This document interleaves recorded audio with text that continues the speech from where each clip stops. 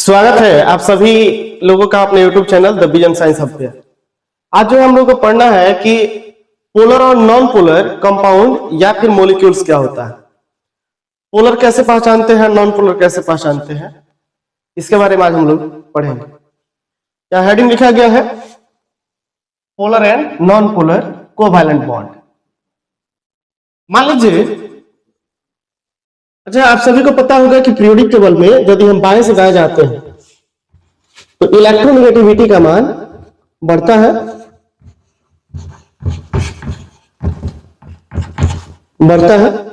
अच्छा यदि हम ऊपर से नीचे आए तो इलेक्ट्रोनेगेटिविटी का मान जो है घटता है। विद्युत ऋणात्मकता पीरियोडिक टेबल में बाएं से दाएं जाने पर बढ़ता है और वर्ग में ऊपर से नीचे आने पर विद्युत ऋणात्मकता का मान जो है घटता है, आप सभी को पता है। तो इसी को आधार मानते हुए आज जो हम आगे बढ़ते हैं। मान लीजिए कि कोई ए और बी एलिमेंट्स है, बी की विद्युत ऋणात्मकता ए से अधिक है और ए और बी आपस में सहसंयोजी बंध से कोवैलेंट बॉन्ड से आपस में जुड़ा हुआ है।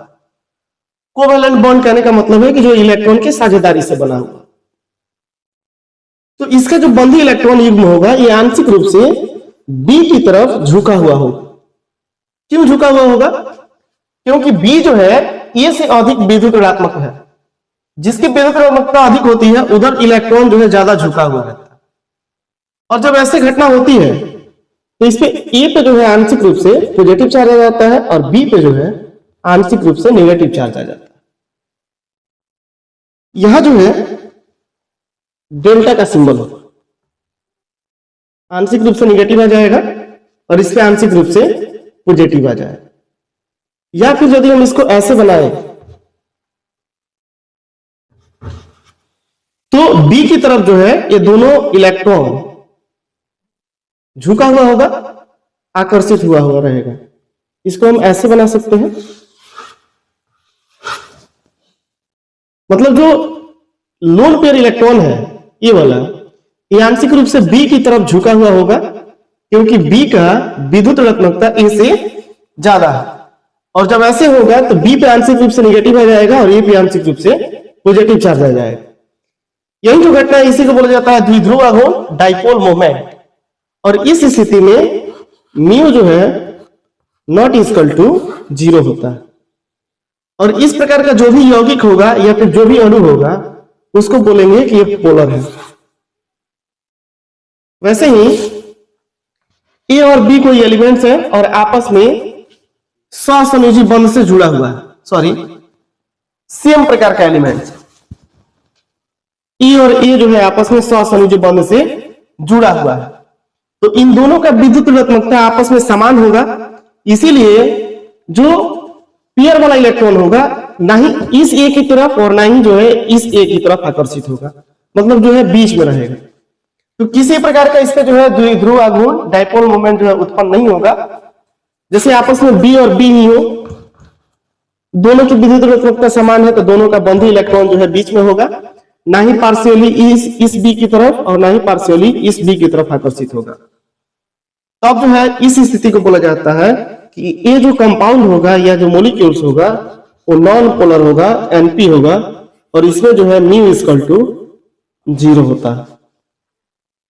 यदि द्विध्रुव आघूर्ण उत्पन्न हो रहा है तो म्यू जो है नॉट इक्वल टू 0, उत्पन्न नहीं हो रहा है तो म्यू जो है इक्वल टू होगा 0 पे।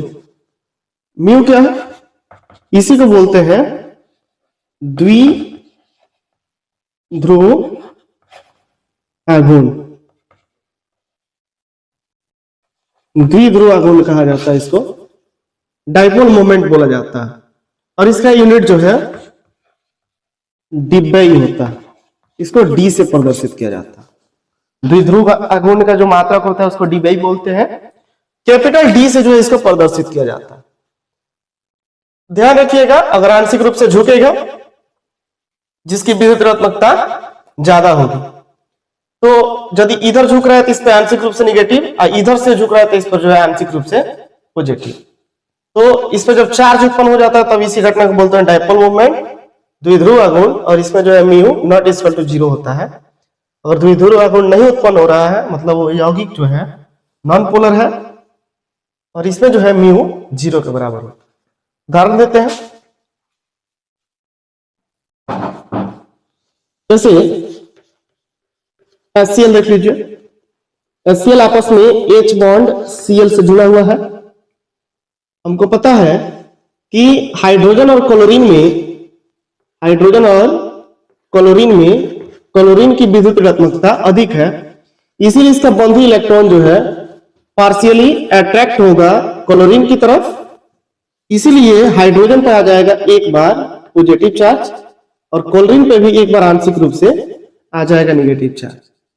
या फिर हम चाहें तो इसको ऐसे बना सकते हैं, ये जो है ज्यादा झुका रहेगा क्लोरीन की तरफ, ये ऐसे है और ये जो है ऐसे है। अब चूंकि यहां आवेश उत्पन्न हो गया है तो हम इसको बोलेंगे कि ये जो यौगिक है ये पोलर है और इसमें जो है म्यू नॉट इक्वल टू 0 है। प्रत्येक कंपाउंड के लिए जो है म्यू का वैल्यू अलग अलग होता है। यदि यौगिक द्विध्रुव आघूर्ण दिखा रहा है मतलब पोलर कंपाउंड है तो उसका प्रत्येक यौगिक के लिए जो है अलग अलग म्यू का वैल्यू होता है।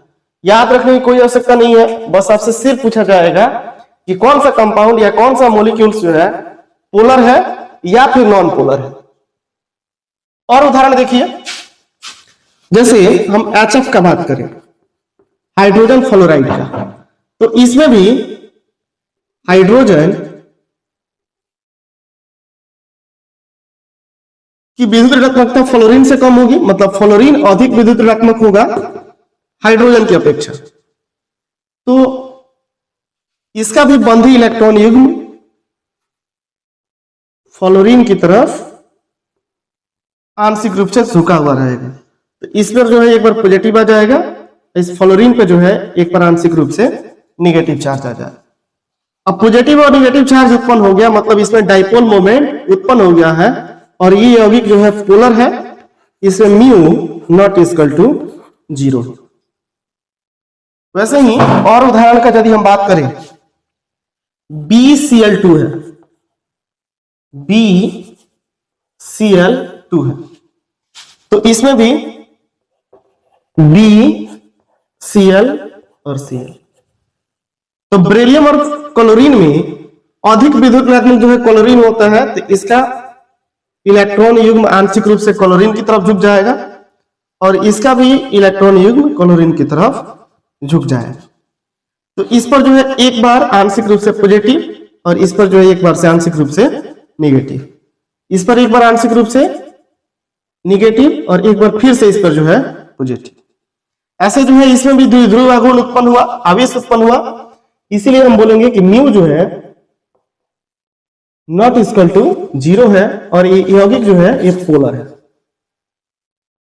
और देखिए H2 जो है आपस में जुड़ा हुआ है H बॉन्ड H से,